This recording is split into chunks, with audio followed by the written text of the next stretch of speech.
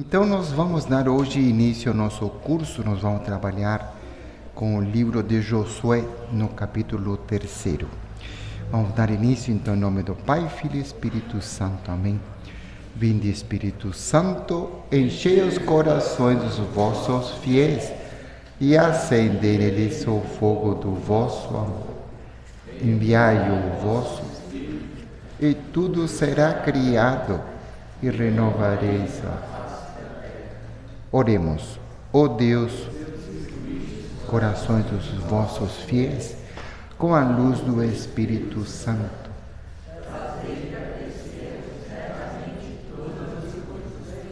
Segundo o mesmo Espírito, e gozemos sempre da sua consolação. Por Cristo, Senhor nosso. Amém. São José, em nome do Pai, Filho e Espírito Santo. Amém. Então, nós vamos trabalhar hoje no capítulo 3 do livro de Josué, a partir do versículo 14, que nós vamos ver, portanto, a passagem do Jordão. Nós temos que entender que a passagem do Jordão marca uma nova época, um novo ciclo para o povo de Israel. Se deixa para trás o Jordão, se deixa para trás todos os 40 anos, portanto, de caminhada no deserto. Então, o fato de passar o Jordão, digamos assim, será a última barreira do deserto. Nós podemos pensar assim: as duas barreiras dos 40 anos estão marcadas pela passagem do Mar Vermelho e depois, 40 anos depois, pela passagem do Jordão. Então nós podemos entender, portanto, todo esse ritualismo que significa a passagem, ainda mais porque o Senhor falava no capítulo 3, versículo 10, nisto reconhecereis que o Deus vivo está no meio de vós e que certamente expulsará da vossa presença os vossos inimigos. Então lembra que a terra que eles estão entrando, ela já está povoada. Mas ao mesmo tempo eles vão ter que colonizar, vão ter que lutar para ter essa terra. E a grande questão que desencoraja, porque eles não têm exército. É um povo que veio da escravidão, que não sabe lutar. Então, quando o Senhor diz, nisto reconhecerão, é porque realmente Deus vai mostrar a sua glória, como mostrou a muitos deles 40 anos atrás, atravessando o Mar Vermelho. Então, o mesmo Deus que fez passar o povo inteiro no Mar Vermelho penchuto, vai agora mostrar o mesmo prodígio, não mais passando o mar, mas passando uma outra fronteira, o rio.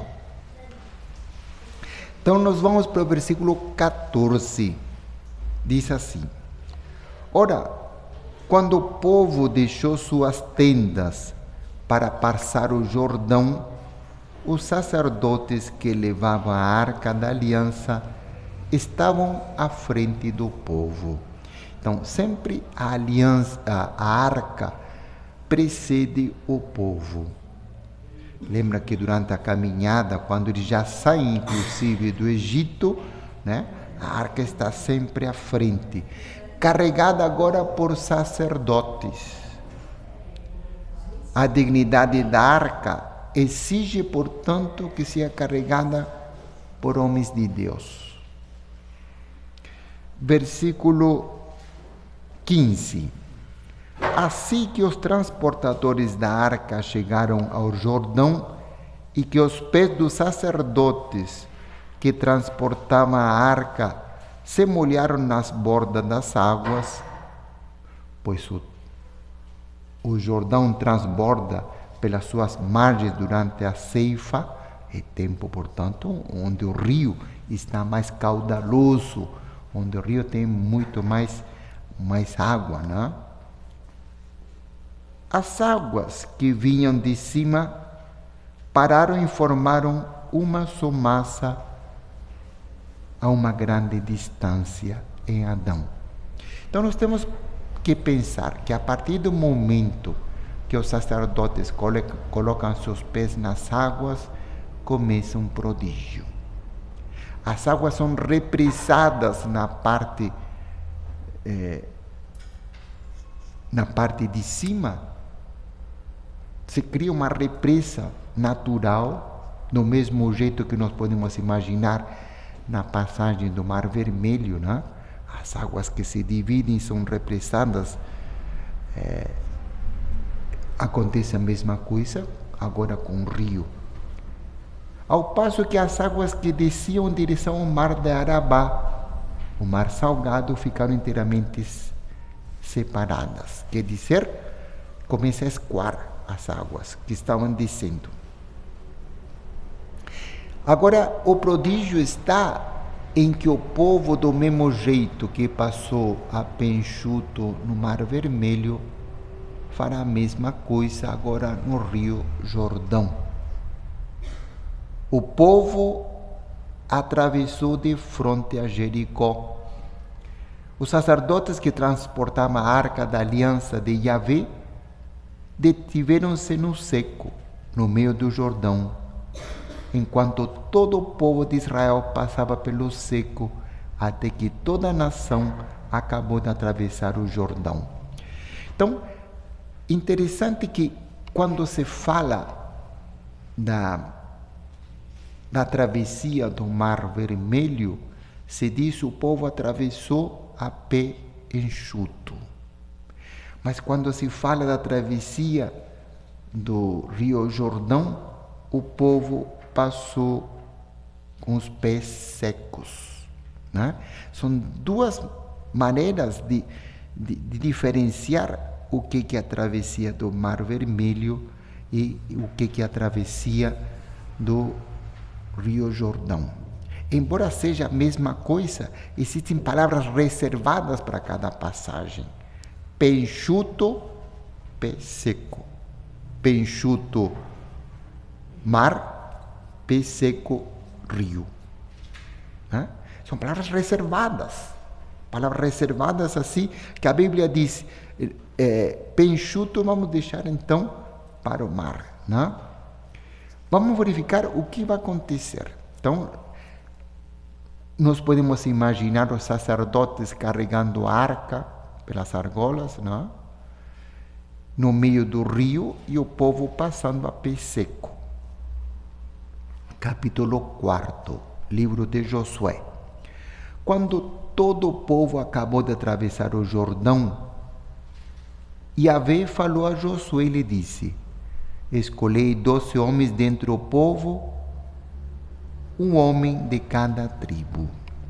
Então, lembra que sempre se fala das 12 tribos de Israel, porque foi a partir das 12 tribos de Israel que se irá formar o povo de Israel. O que Deus está dizendo é a Josué: pega um homem de cada tribo para uma seguinte ação que eu vou explicar. E ordena-lhes: tomai daqui do meio do Jordão, do lugar onde os sacerdotes parados pousaram os seus pés, 12 pedras, e carregai-as convosco, e depositai-as no lugar onde acampareis esta noite. Então, nós temos que entender que Deus está pedindo tirar 12 pedras, que estavam no fundo, portanto, do rio. 12 pedras, de um tamanho médio, vamos pensar, para poder carregar nos ombros, que vão ser colocadas, portanto, no acampamento. Nós vamos entender o porquê. Versículo 4. Então Josué chamou 12 homens que escolheu dentre os filhos de Israel, um homem de cada tribo. E lhes disse Josué: passai adiante da arca de Yahvé, vosso Deus, até o meio do Jordão, e cada um levante sobre o seu ombro uma pedra, de acordo com o número das tribos dos filhos de Israel. Então, cada homem vai levar uma pedra no ombro. Né? São 12 homens representando as 12 tribos, são 12 pedras, portanto. Quando amanhã vossos filhos perguntarem: que significam para vós estas pedras? É interessante, quando vossos filhos perguntarem, vocês lembram de alguma coisa semelhante? Então, vamos para o livro do Êxodo, no capítulo 12. E no versículo 26. Nos diz assim: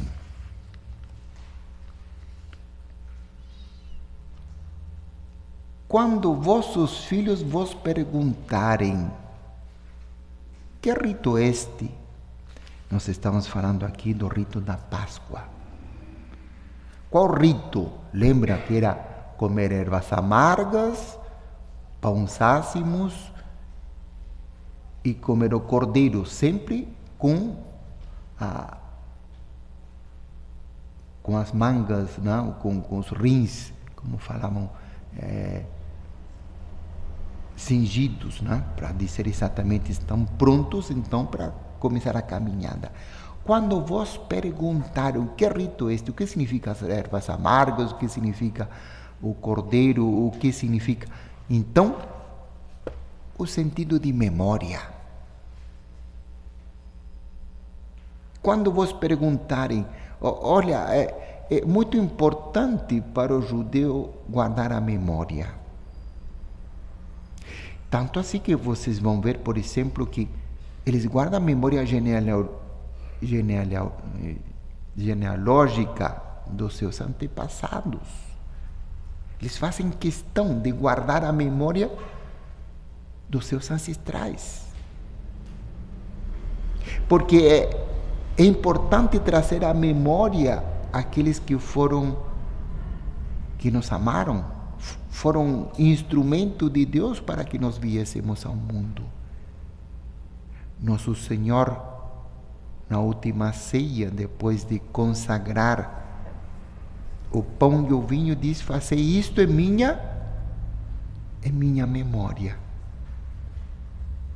Então, é importante guardar as coisas na memória. E se alguma vez uma criança perguntar que rito é este, ou por que estão levando essas pedras, então, que significam para vós estas pedras? Versículo 7, a resposta. Então lhes direis: é que as águas do Jordão dividiram-se diante da arca da aliança de Yahvé. A sua passagem, cindiram-se as águas do Jordão, dividiram-se as águas do Jordão. Estas pedras serão para sempre um memorial para os filhos de Israel. Então, qual vai ser a questão das pedras? Vão ser levadas fora do rio, estavam no fundo do rio, e vamos fazer um monumento, nós vamos pensar assim. Um monumento que vai significar: aqui nós passamos a pé seco. Aqui Deus fez um prodígio. Aqui Deus mostrou sua mão. E estas pedras são testemunho. Lembra no sonho de Jacó, quando de repente ele dorme, está no deserto, e coloca uma pedra como para apoio da sua cabeça, não? Como travesseiro. Tem um sonho e depois constrói sobre essa pedra um monumento de pedras, dizendo: esta pedra foi testemunho do meu sonho, testemunhou o que aconteceu comigo. Então, o significado do testemunho. Lembra quando Nosso Senhor está entrando em Jerusalém, montado num burrinho, e todo o povo começa a clamar: Hosana ao filho de Davi, bendito aquele que vem em nome do Senhor. E os fariseus indignados começam a falar ao Senhor: manda essa gente calar. O que ele fala ao Senhor? Se eles calarem, as pedras falarão. As pedras vão ter testemunho. São testemunho. Quer ver? Alguém já esteve alguma vez num cemitério israelita? Não estou falando do cemitério israelita aqui em São Paulo. Vamos pensar no cemitério israelita lá, por exemplo, em Jerusalém. Eu tive a ocasião de estar lá e é muito interessante. Vocês imaginam as lápides. Quando nós vamos ao cemitério, nós costumamos levar flores, não é verdade? Damos flores. Mas o que acontece lá? Nós estamos no deserto. Então, se você levar flores, de manhã à tarde já murcharam. O que eu faço, judeu?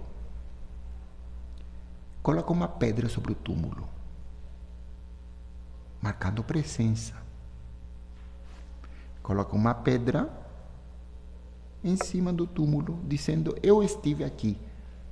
E muitas vezes nós vamos ver um monte de pedras em cima do túmulo das pessoas, para dizer: olha, essas pedras testemunham que estive aqui, eu deixei ela aqui.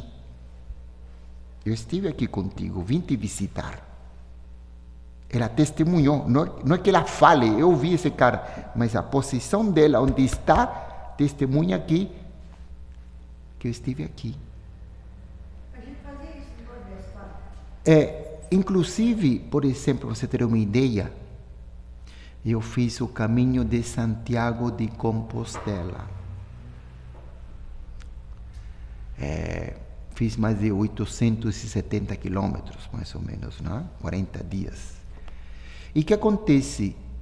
Em alguns momentos, as pessoas, por causa, por exemplo, de uma subida íngreme, né? Cansativa, quando chega lá em cima, a pessoa não tem jeito, tem que sentar. Então, o que eles começam a fazer? Colocam uma pedra. Dizendo: eu subi, consegui, foi difícil, cansei, mas olha, essa pedra é testemunho que eu estive aqui. E quando você passa, você vê montanhas de pedras. Imagina os caminhantes, especialmente nos trechos difíceis, vão colocar uma pedra dizendo: eu estive aqui, olha o testemunho da minha pedra. Interessante. Então, é exatamente isso que faz a pedra. Ela dá testemunho. Por isso que elas foram retiradas do fundo do Jordão. Por quê? Para dizer: está vendo, essas pedras estavam lá no fundo, não estão mais. Por quê? Porque nós passamos a pé seco. Continuamos. Estas pedras serão para sempre um memorial para os filhos de Israel, quer dizer, um testemunho, vão lembrar dessa passagem. Versículo 8. E os filhos de Israel fizeram como Josué ordenara. Tomaram 12 pedras do meio do rio Jordão, segundo o número das tribos dos filhos de Israel, portanto 12 pedras, como também Yahvé havia determinado a Josué. E as transportaram ao acampamento e ali as depositaram. Por enquanto elas ficam no acampamento. Vamos ver já o que vai acontecer com elas.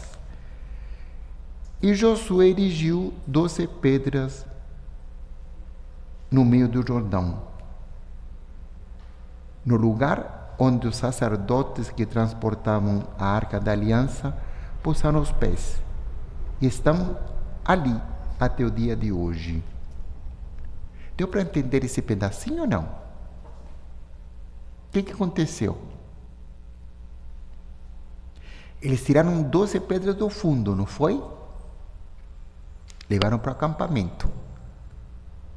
Agora pegaram 12 pedras que estavam à margem e colocaram no lugar, dizendo, essas pedras que estão no fundo também testemunharam porque estavam em outro lugar.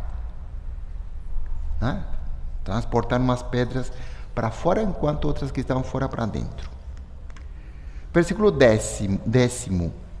Os sacerdotes que transportavam a arca permaneceram em pé no meio do Jordão, até que se cumpriu tudo o que Yahvé havia ordenado.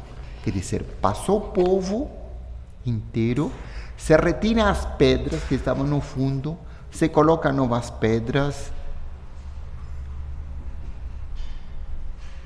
e o povo apressou-se a atravessar.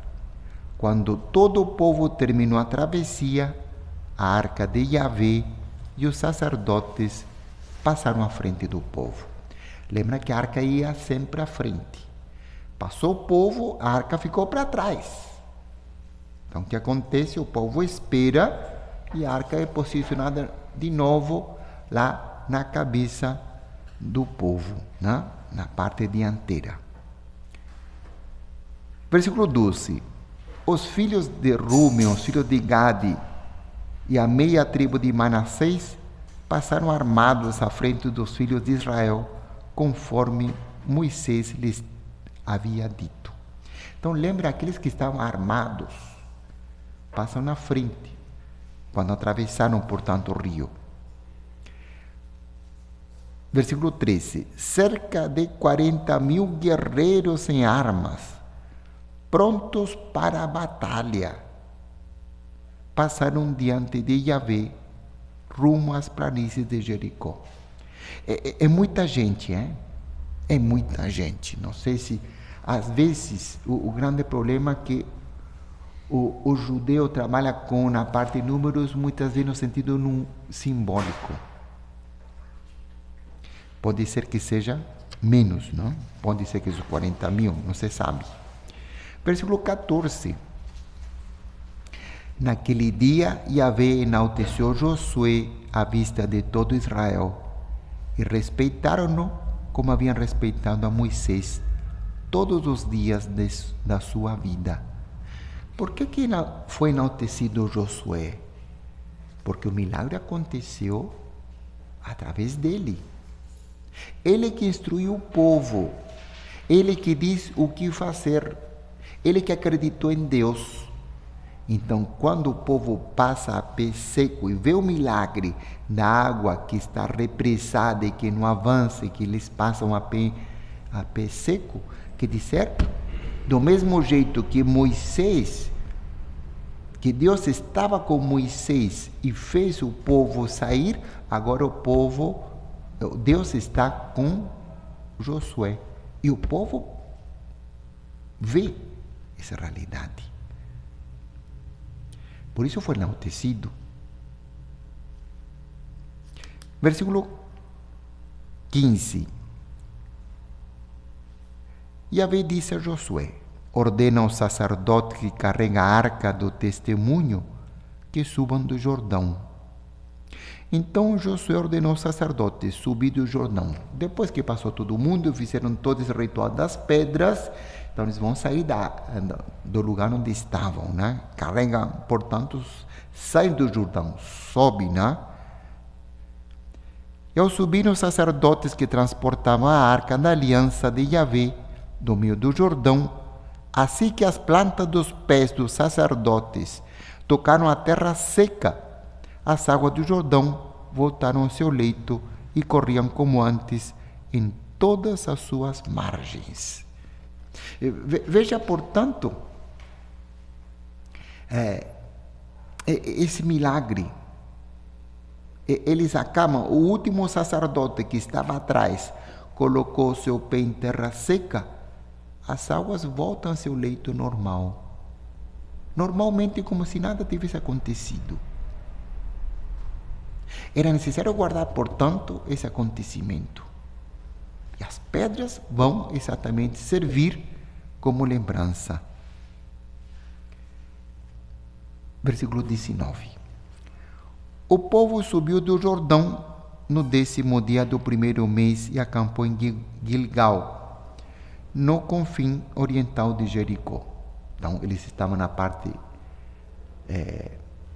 ocidental, portanto, do Jordão, passam para a parte oriental, né? A Transjordânia. Josué as erigiu em Gilgal.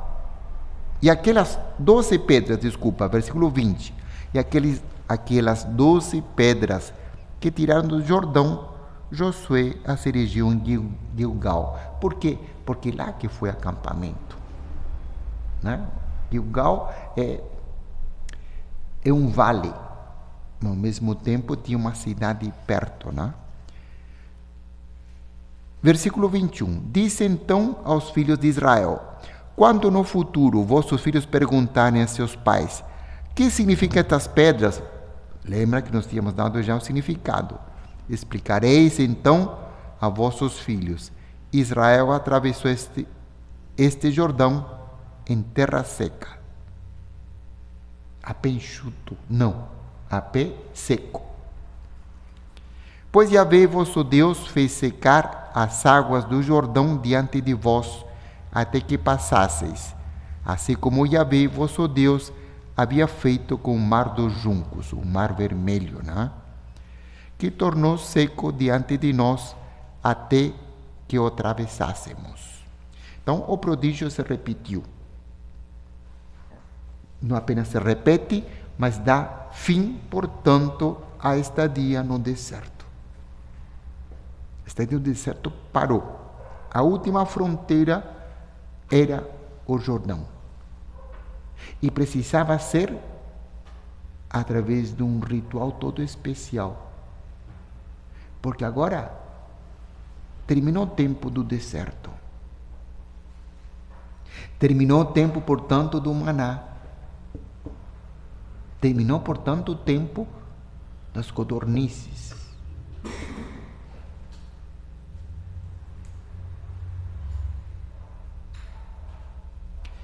Versículo 24. Para que saibam todos os povos da terra quão poderosa é a mão de Yahvé, a fim de que temais a Yahvé, vosso Deus, para sempre. Claro, a passagem do povo de Israel pelo Jordão a pé seco deve ter sido visto, talvez, pelos inimigos. E por isso mesmo, quando vem esse prodígio, talvez do alto das montanhas, ficam com medo. Capítulo 5. Sucedeu que, ao ouvirem todos os reis dos amorreus que habitavam além do Jordão, ao ocidente, e todos os reis cananeus que habitavam junto ao mar, que Yahvé havia secado as águas do Jordão, estamos falando do mar Morto, diante dos filhos de Israel, até que tivessem passado,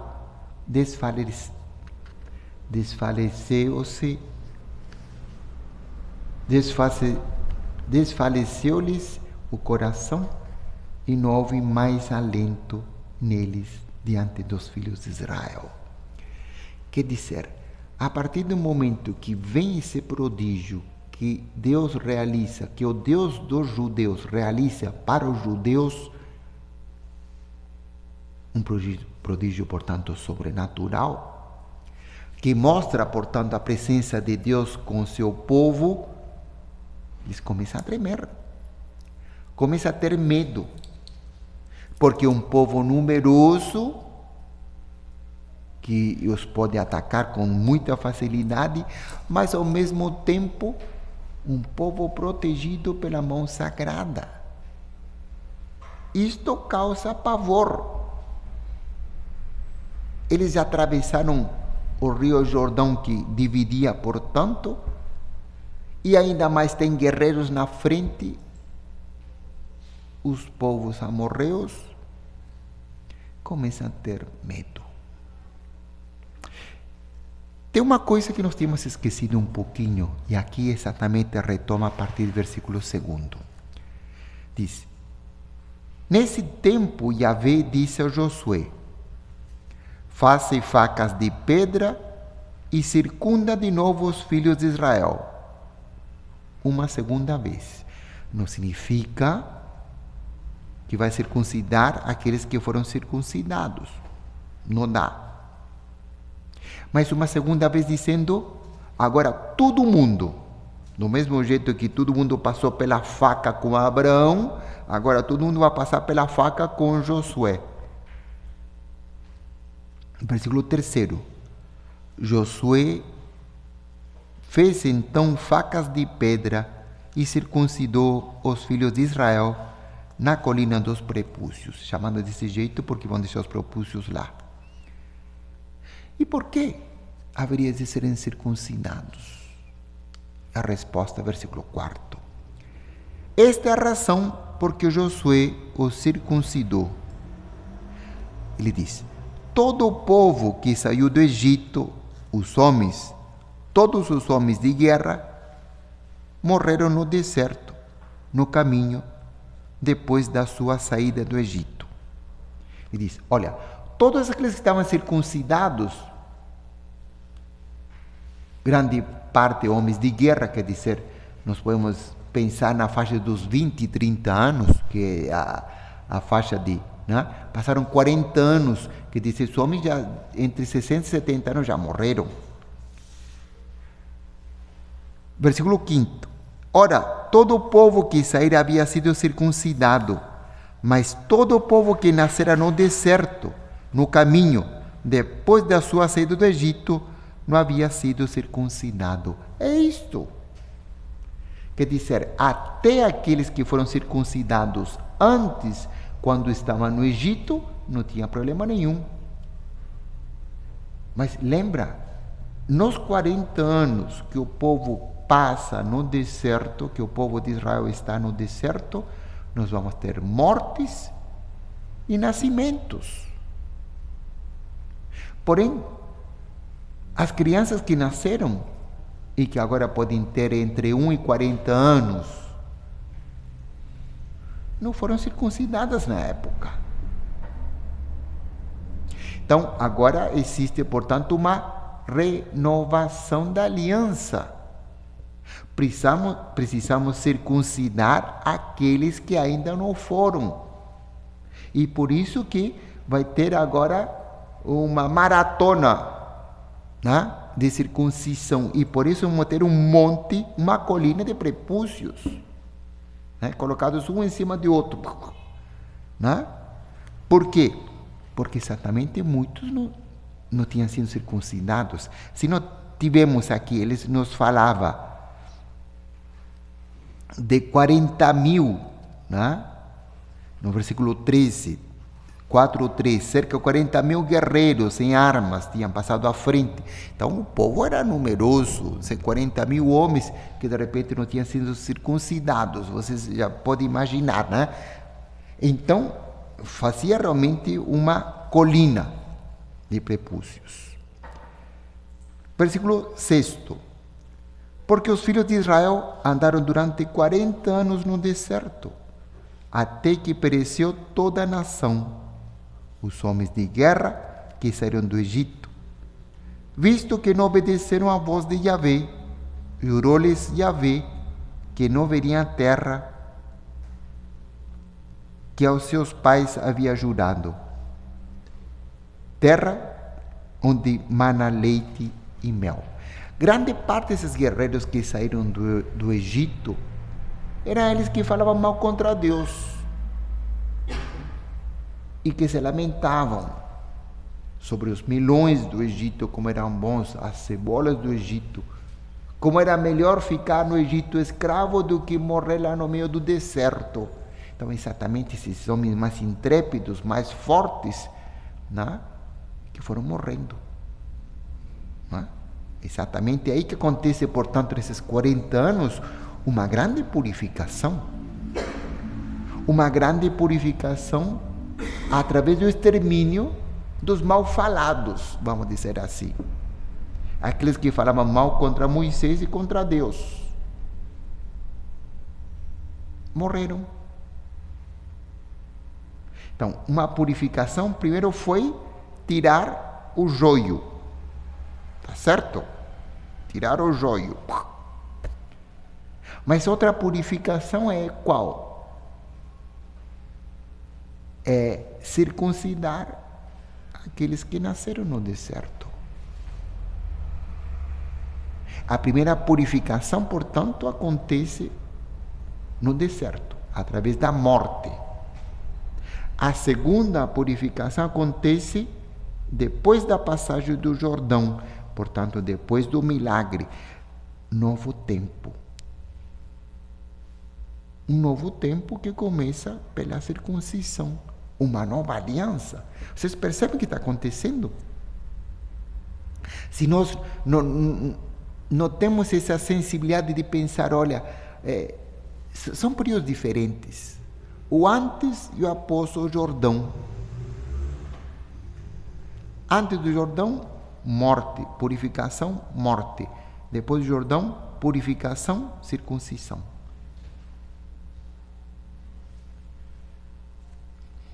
Continuamos. Versículo 7, 5, 7. Quanto a seus filhos, estabeleceu-os em seu lugar. A este Josué circuncidou, visto que não haviam sido circuncidados no caminho. Circuncidou também seus filhos, todo mundo, né? Todo mundo passou pela faca. Versículo 8. E quando toda a nação foi circuncidada, estamos falando dos varões, portanto, repousaram no seu lugar no acampamento até que sararam. Claro, querendo ou não, nós podemos imaginar, se fazer uma circuncisão com bisturi dói, imagina com uma faca de pedra. Naquela época não tinha o metal. Não se trabalhava o metal. Se trabalhava o metal como ouro. Claro, sem dúvida, né? Mas não como instrumentos de corte. Então, eles vão usar através de... vai cortar, portanto, através de facas de pedra. Isso causa feridas. Causa feridas. Portanto, diz, até que sararam dessas feridas. Os homens foram... né? Como passar por uma cirurgia, não é? Cortar o prepúcio é uma cirurgia. Versículo 9. Yahvé disse a Josué: hoje tirei de vós o opróbrio do Egito. Opróbrio do Egito. A humilhação do Egito. A humilhação.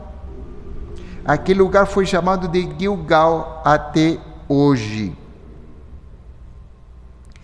Gilgal, que significa tirar.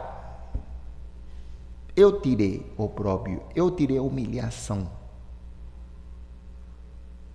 É passar conta nova. Apaguei o passado. Morreram aqueles que tinham que morrer. Purificamos aqueles que precisavam ser purificados. Borrão e conta nova, né? Apagamos, né? E fazemos uma nova conta. É isso que o Senhor está falando. E chama-se Gilgal porque o Senhor está tirando o opróbrio. Uma dívida. E qual que era a dívida? É que o povo tinha se rebelado contra Deus no deserto. E por isso vão ficar pagando 40 anos. A intenção de Deus não era levá-los direto. Mas já que o povo não soube se comportar, vai ser purificado desse jeito. Versículo 10. Enquanto os filhos de Israel estavam acampados em Gilgal, celebraram a Páscoa no 14º dia do mês, à tarde, nas planícies de Jericó. Celebraram a Páscoa. Lembra que ficaram vários dias até sararem, né? Aí deu 14 de Nissan, no 14 do mês de Nissan dos judeus. Versículo 11. No dia seguinte à Páscoa, comeram do produto do país. Não estão comendo mais o quê? O maná. Não existe mais o maná. A travessia do Jordão marca, portanto, uma nova época. Vão comer o quê? Produto do país. Pão sem fermento e trigo tostado naquele mesmo dia. Pão, comer pão é normal, né? Ao comerem o fruto da terra, no dia seguinte, cessou o maná.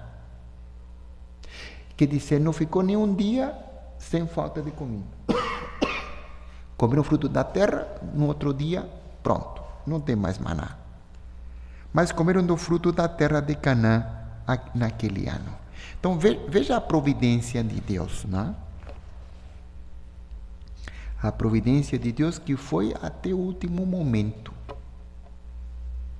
Comeram hoje os frutos da terra, nós podemos pensar em cereais, trigo, pão, frutas, né? É claro que não precisa mais do maná. Portanto, uma nova época. Versículo 13. Então, acabou, portanto, o deserto. Encontrando-se Josué perto de Jericó, levantou os olhos e viu um homem que se achava diante dele, com uma espada desembainhada na mão. O homem. Josué aproximou-se dele e disse-lhe: És tu dos nossos ou dos nossos inimigos? Assim, chama a atenção a presença desse homem. Vamos procurar aqui no Êxodo, capítulo 23, versículo 20.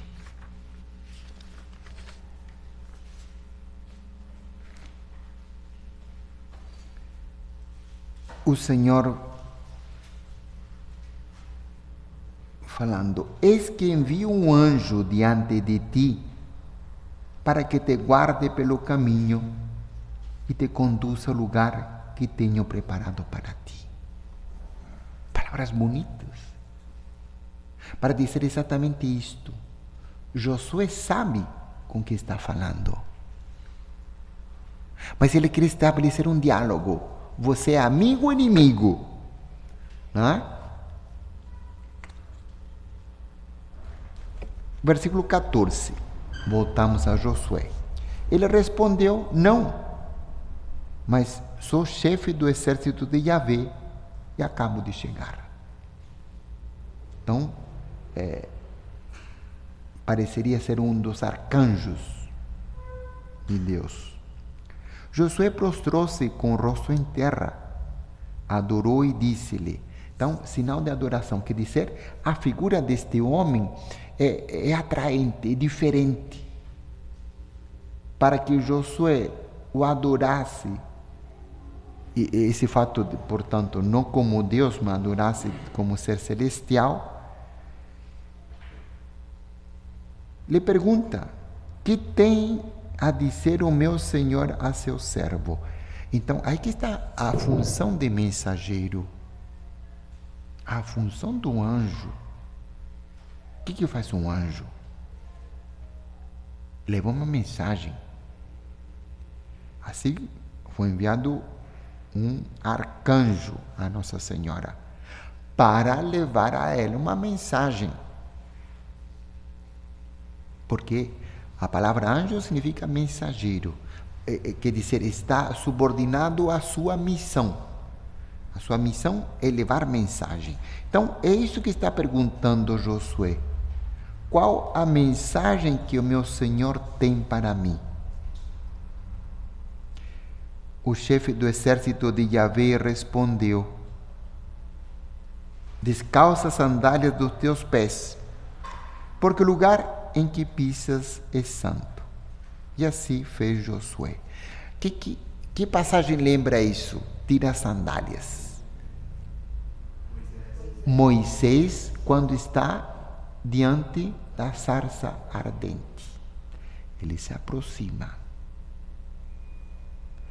É interessante, é como se dissesse, olha, o lugar que Deus toca se torna um lugar transcendente. O lugar que Deus toca se torna um lugar sagrado. O anjo, quer dizer, o anjo que se apresenta diante de Josué transforma ao mesmo tempo o lugar onde ele está. Sua presença é transformadora. Transforma o locus, o lugar, ao ponto de torná-lo santo. Porque o lugar que pisas é santo. Então, é interessante, em muitas culturas nós vemos, por exemplo, as pessoas que vão entrar numa casa descalçam os sapatos. No Japão, eles tiram os sapatos. Hoje fui almoçar na minha irmã e ela mora em apartamento, né? É interessante que quando cheguei, sempre aconteceu, mas quando cheguei para tocar a campainha, todos os apartamentos, de todo mundo que está dentro do apartamento, tira o sapato e deixa na porta. E hoje eu vi que estava escrito lá, né? Se você quiser entrar, favor tirar os seus sapatos. Estava escrito, né? É isto, não sei. A casa, o lar é o lugar santo. Então, deixa na rua aquilo que você pisou. Não traz para dentro. Os problemas que você teve no trabalho, teve no trânsito, deixa para trás. Você está entrando no lugar sagrado. Está entrando na tua casa. Então, esse é o sentido, né? Esquece os problemas. O papo agora é outro, o diálogo agora é outro. Vamos falar de Deus, agora é coisa santa.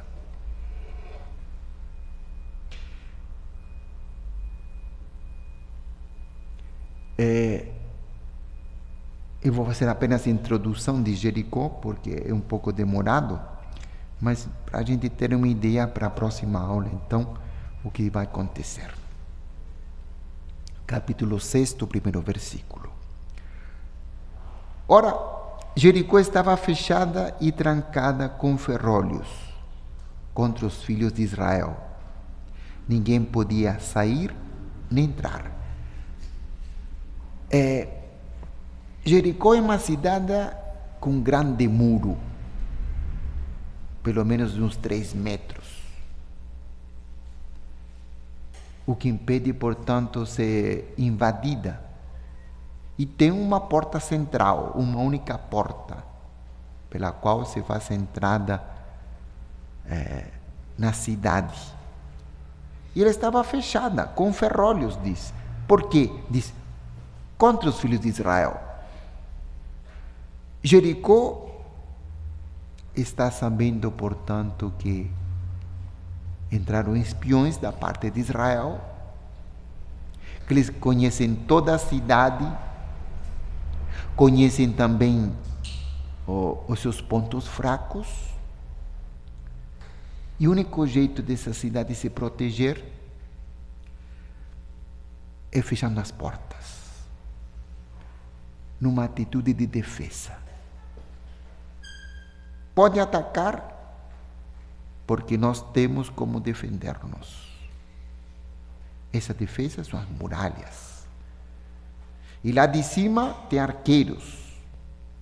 E lá em cima, né, tem guerreiros que podem, portanto, se defender. Versículo 2. Yahvé disse então a Josué: Vê, entrego nas tuas mãos Jericó, o seu rei e seus homens de guerra. Se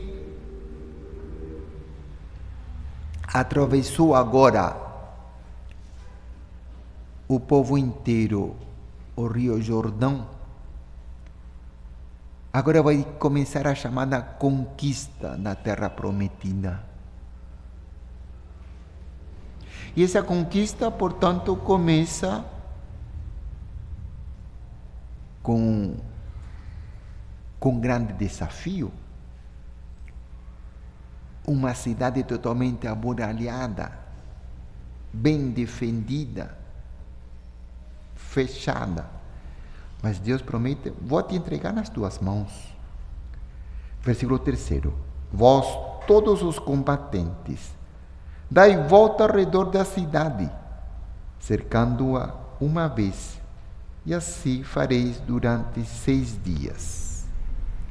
Então, a única estratégia significa apenas que o povo inteiro vai desfilar ao redor da cidade, fazendo, portanto, todo um contorno diante das muralhas de Jericó.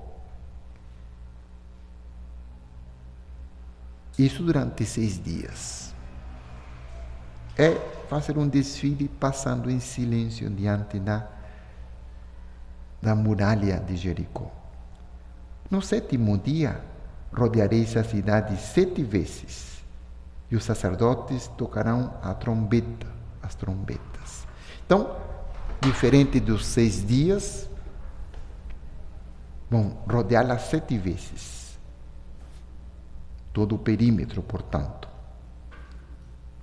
E quando tocarem com fragor o chifre de carneiro, a trombeta é feita com o chifre do carneiro, assim que ouvirdes o som da trombeta, todo o povo prorromperá em forte grito de guerra. E as muralhas da cidade cairão, e o povo subirá cada um no lugar à sua frente. Vão cair, portanto, as muralhas. De que jeito?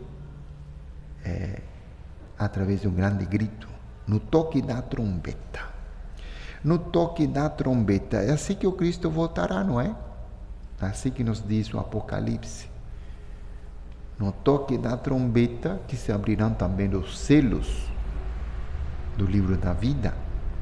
Então, sempre a trombeta marca o combate.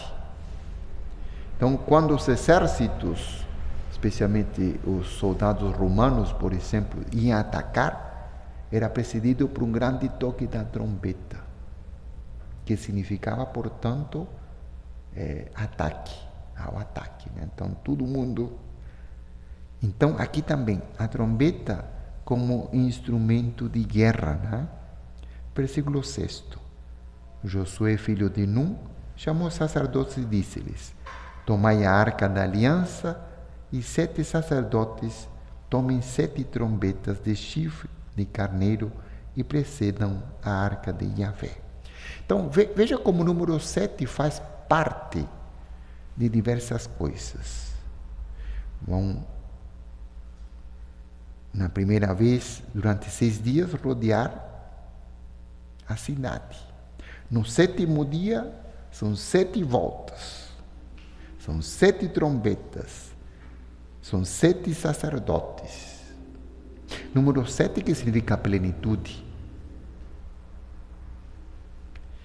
Versículo 7. Depois disse ao povo: passai e dai a volta à cidade, e os guerreiros marchem diante da arca de Yahvé.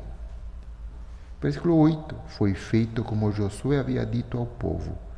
7 sacerdotes levando as 7 trombetas de chifre de carneiro diante de Yahvé. Passaram e tocaram as trombetas, e a arca da aliança Yahvé vinha atrás deles. Então, todo um ritual que deve ser cumprido como Deus mandou. Versículo 9. Os guerreiros iam à frente, sempre para proteger a arca, né? Dos sacerdotes que tocavam as trombetas. E a retaguarda seguia atrás da arca, e marchando tocavam as trombetas. Versículo 10. Josué, porém, havia dado ao povo a seguinte ordem: não griteis nem façais ouvir a vossa voz, e não saia da vossa boca palavra alguma. Então, somente o toque da trombeta, ninguém pode falar. E não sai da vossa boca palavra alguma, até o dia em que vos disser, gritai, então gritareis. Então, a continuação nós veremos depois, quando também nós iremos gritar junto com Josué para cair os muros de Jericó. Então, nós temos que pensar exatamente que essa passagem é muito interessante, porque do mesmo jeito que Deus mostra a sua presença a Josué, atravessando o rio Jordão a pé seco, Deus mostrará, portanto, que a eficácia da guerra pela qual Josué vai derrotar os habitantes de Jericó será também pela mão de Deus. Então, mais uma vez, nós vamos verificar como esse Deus se torna providente, não apenas através da passagem, né, de inúmeros milagres, mas também a queda desse muro, que também será um milagre. Vamos pedir ao Senhor que nos abençoe, para que cada vez mais nós possamos também derrubar os muros que muitas vezes nós criamos em nosso coração e que nos impedem de ver a presença de Deus. Ave Maria, cheia de graça, o Senhor é convosco. Bendita sois vós entre as mulheres, bendito é o fruto do vosso ventre, Jesus.